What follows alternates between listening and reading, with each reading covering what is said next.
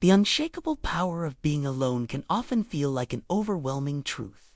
You work 60 hours a week, showing up early, staying late, saying yes when others say no. You follow all the rules, sacrifice your time, energy, and health, all in the name of the job, the team, and the promise of someday. You're loyal, honest, and take pride in doing things the right way. And yet, somehow, you find yourself stuck watching someone else. Someone who cuts corners, talks more than they work, knows the right people, but lacks your skills, rise higher, faster, living the life you thought you'd earned. You're left wondering, what did I do wrong? But maybe that's the wrong question. Maybe the real question is, what lie have I been told? From childhood, we were taught that hard work leads to reward, that effort equals outcome, that if we just grind long enough, the system will eventually notice, recognize, and repay us. But what if that formula is broken? Worse, what if it was never real to begin with? Nietzsche, the German philosopher who shattered illusions and exposed the hidden architecture of human belief, once wrote that moral labor, the kind of work glorified for its sacrifice, obedience, and humility, is not noble. It is a form of spiritual slavery, a psychological trap designed not to uplift you but to keep you in place. Because here's the uncomfortable truth. In a world where power determines outcomes, morality is often used to control those who have none. You were taught to believe that virtue is its own reward bet. If you just kept your head down and stayed good, life would eventually be fair. But life isn't fair. Life is competitive. Life is political. The system you serve doesn't reward virtue. It rewards value, not the value you create, but the value you control. That's why the nurse pulling a 12-hour shift gets paid less than the TikTok star selling a get-rich-quick course. That's why a blue-collar worker who breaks their back every day will retire with barely enough, while someone who manipulates markets walks away with millions. It's not your fault that you believed the myth. In fact, the myth was designed for people like you, to keep you obedient, to keep you working, to keep you from asking dangerous questions like, who benefits from my loyalty? Who profits from my exhaustion? Why does the system praise hard work and reward something else entirely? Nietzsche didn't say, you should stop working. He didn't glorify laziness or selfishness. What he challenged was the idea that obedient labor is inherently moral, that to suffer without reward is somehow sacred, that virtue means submission. He called this mindset slave morality, a belief system born not from strength but from weakness, not from power but from fear. And if you feel stuck, despite doing everything right, you're not crazy. You're waking up. You're beginning to see that the world isn't malfunctioning. It's functioning exactly as it was built to. The people who rise aren't always the most skilled or the most selfless. They're the ones who understand power, how to navigate it, how to claim it, and how to detach their worth from whether or not the system approves. So ask yourself, what if working harder is not the answer? What if the belief in moral labor is not your salvation, but your cage? Because until you confront that lie, you'll keep grinding while someone else rewrites the rules. Let's take a closer look at the contradiction hiding in plain sight. If hard work leads to success, then why do the hardest working people in society so often struggle just to survive? Think about it. The construction workers who rise before the sun and labor until their backs ache. The nurses who pull 12-hour shifts, racing between patients, skipping meals, missing holidays. The delivery drivers, janitors, bus operators, truckers, people who keep cities alive, who make the physical world function. And yet, these are the same people who live paycheck to paycheck, who worry about rent, who can't afford to get sick. Meanwhile, someone filming get-rich-quick tips in a rented Lamborghini on TikTok is making more in a day than that nurse earns in a month. You feel it. You've seen it. This isn't a rare glitch in the system. This is the system. Because while labor builds the world, labor does not control it. The people who earn the most, CEOs, hedge fund managers, politicians, thought leaders, are not the ones sweating in the heat or grinding in the cold. They are not pushing physical limits or sacrificing their bodies.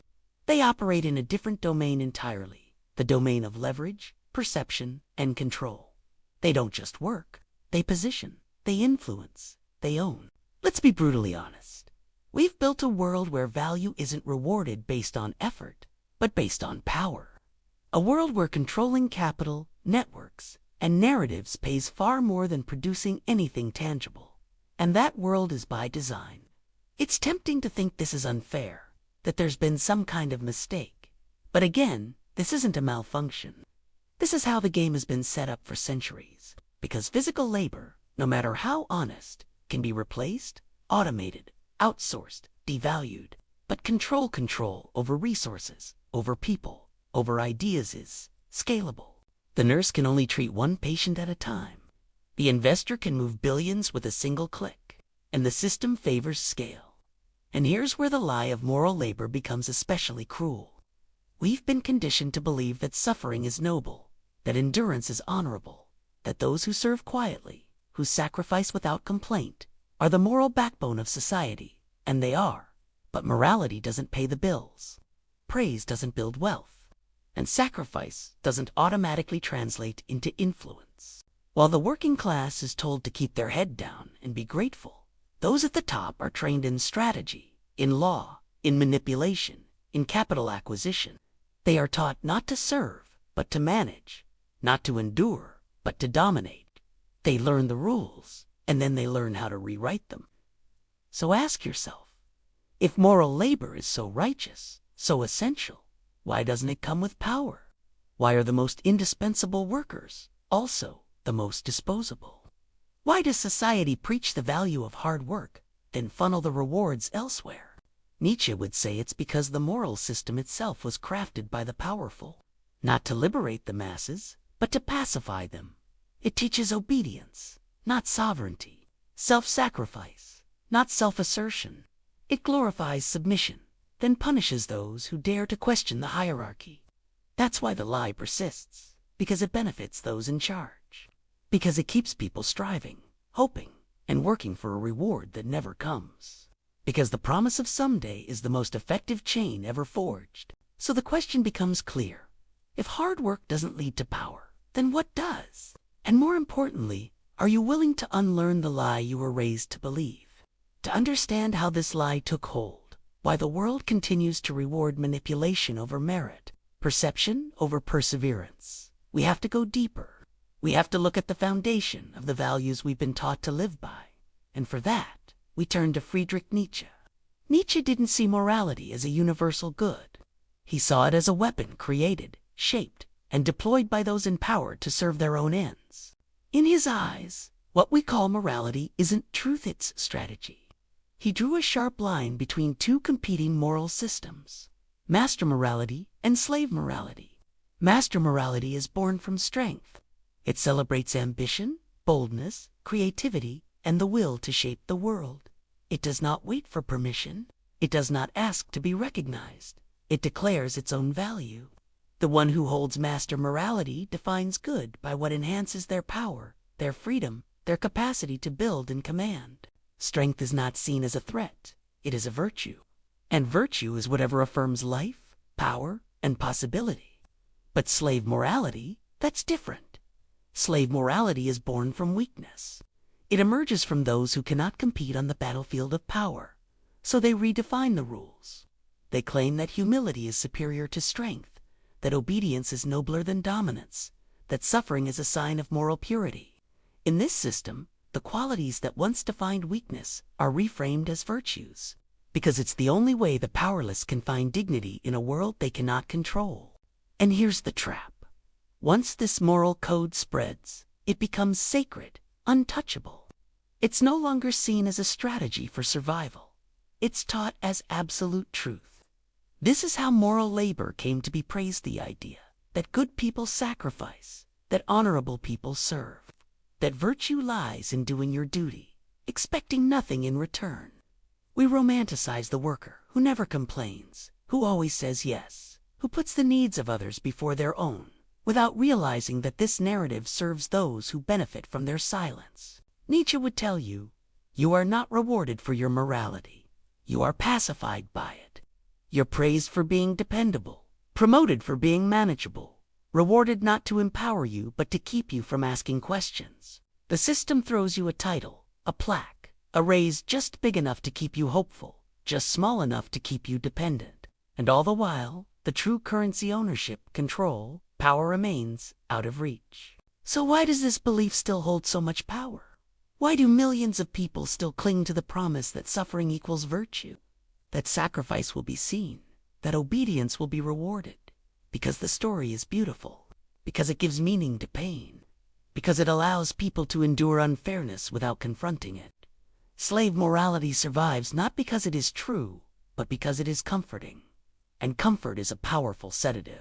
But Nietzsche didn't write to comfort. He wrote to awaken, to force us to confront the terrifying freedom that comes when you stop waiting for justice and start creating your own terms. And so the real question begins to take shape, not just why we were taught to suffer quietly, but who benefits when we do. But if this system is so rigged, so clearly designed to reward control over contribution, why do so many good people still believe in it? Why do millions of hardworking men and women continue to chase a promise that rarely delivers? The answer isn't just economic, it's psychological. It starts early, long before your first paycheck. From childhood, we're taught that the world is fair, that good things happen to good people, that justice will prevail. Stories, cartoons, school lessons, they all repeat the same comforting refrain. If you do what's right, you'll be rewarded. Be honest, be kind, be diligent, and in the end, life will make sense. But here's the problem. That belief has a name. Psychologists call it the just squirrel fallacy. The idea that the world is inherently fair, that effort equals outcome, that what you give will always come back. It's a beautiful idea. It gives people hope. It helps us make sense of suffering. But it's not true. And clinging to it, especially in a system designed to reward power over principle, isn't just naive, it's dangerous. Because while you're working late, double-checking spreadsheets, fixing problems you didn't cause, someone else is learning how to play the board.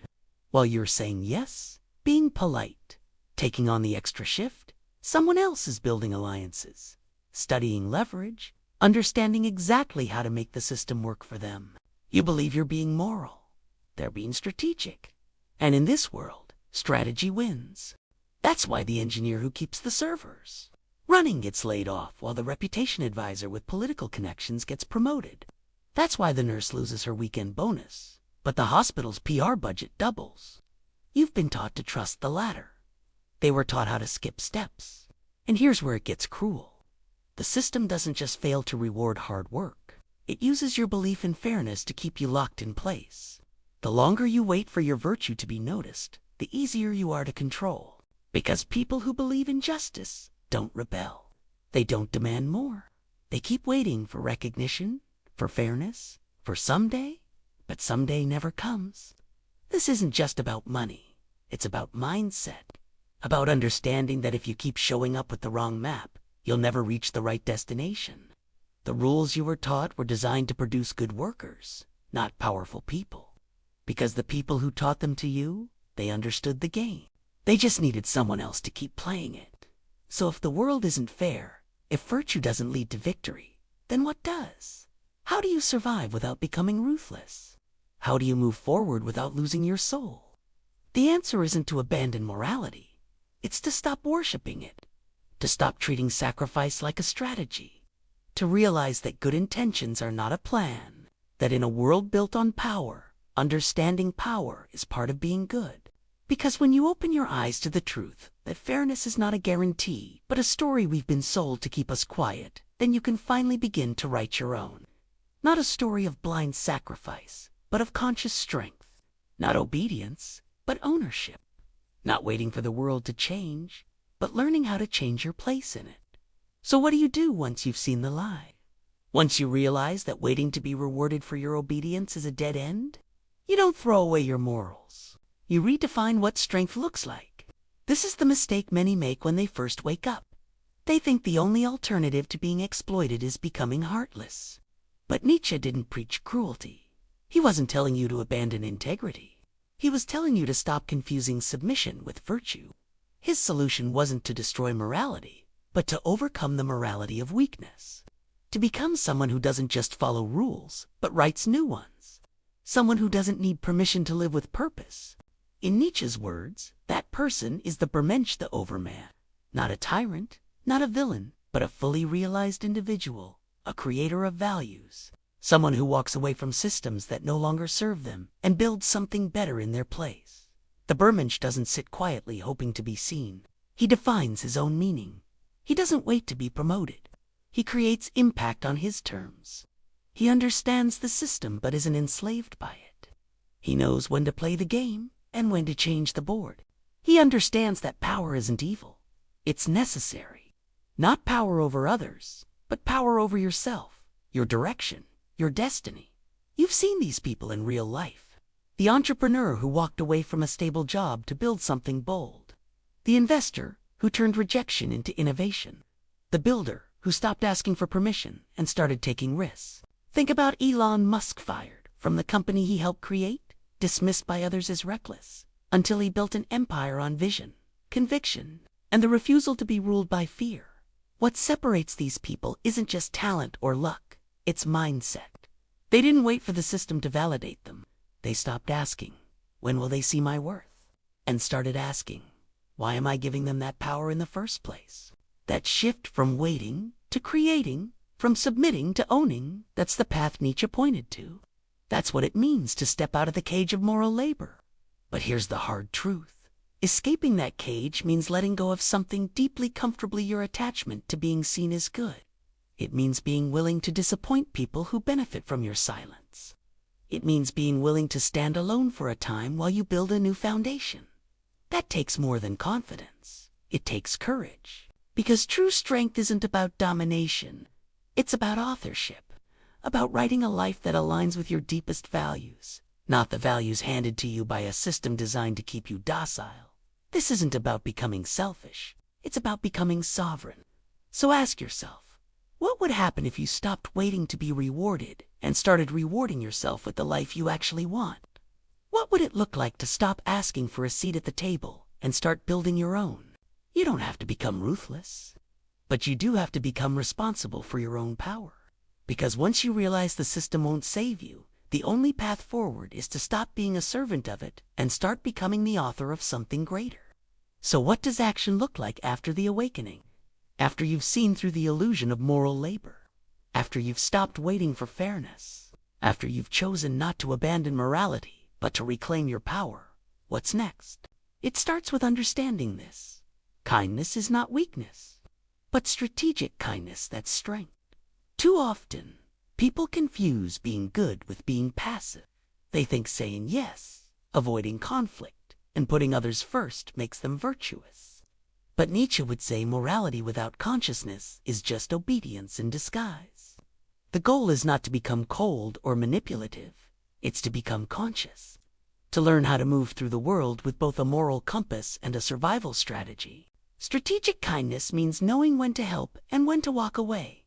It means reading people, not just trusting them. It means understanding context, when to speak, when to stay silent, when to strike. It means you don't say yes to everyone just to be liked. You say yes when it aligns with your goals, your truth, your strength. Because here's the thing, not every job deserves your loyalty. Not every leader deserves your trust. Not every opportunity deserves your time. You must become the kind of person who knows when to walk away. When a situation is no longer serving you and has the strength to leave, leaving is not failure. Sometimes it's the beginning of freedom. This is where power comes in. Not as something you take from others, but something you claim for yourself. Power to create. Power to say no. Power to build systems where you're not just earning, you're owning. Where your energy doesn't just fuel someone else's machine. It fuels a mission that reflects your values. That might mean starting your own business, or building a secondary income stream, or learning how influence works not to deceive, but to defend your vision. It might mean learning negotiation, setting boundaries, saying, I won't do this anymore, and meaning it. These are not betrayals of your morals. These are expressions of your maturity. Because the truth is, if you don't learn how to play the power game, you will always be a pawn in it. But if you do learn, you don't have to lose your soul in the process. The key is to use power as a tool, not a trophy. Let your ethics guide your direction, but let strategy carry your decisions. Nietzsche put it simply, power is not evil. It's the will to become more. More than a servant, more than a cog, more than just the good employee. It's the will to become the author of your own worth. And you can't do that if you treat morality as a cage. You have to treat it as a compass, one that points to your north, not someone else's approval. So no, don't throw away your principles. Don't become another cynical player chasing status for status.